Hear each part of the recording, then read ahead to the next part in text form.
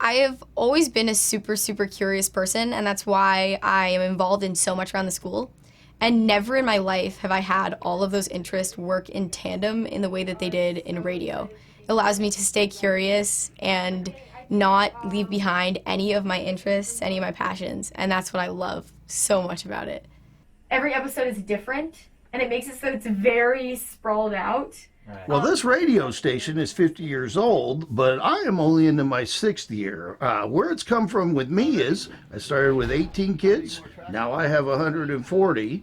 We have all kinds of shows, everything from live sports to people doing podcasts. We are now heard on a podcast network around the world. So it's definitely evolved since it started in 1971.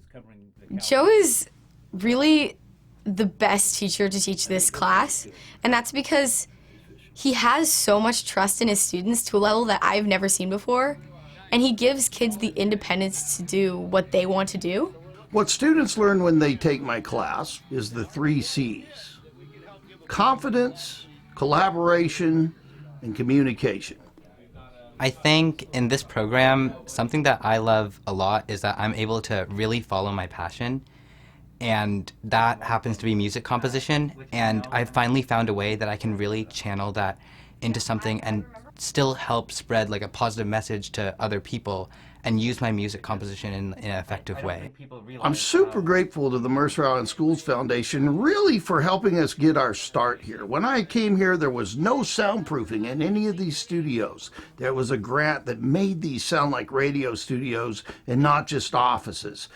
You could not hear in the hallways. The students could be heard in Sydney, Australia online, but not even on the other side of the wall. And thanks to a grant to put speakers out there, now lunch is much more lively for everybody, and we are truly part of the school.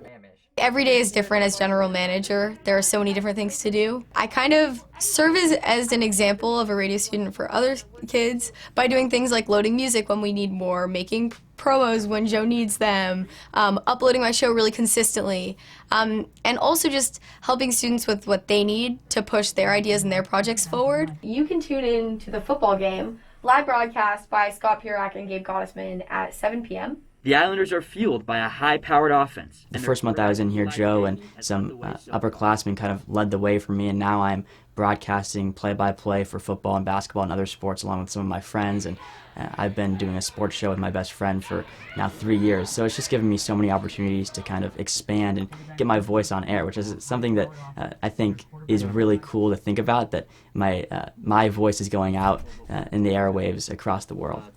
There are countless ways that things you learn in radio apply to real life that you can use. Like, for example, I learned how to use Adobe Illustrator because of wanting to do graphic design for the station, and I've made tons of club posters. I've worked on this project designing a children's book. I've conducted so many interviews with super cool people that expose me to careers that I might be interested in.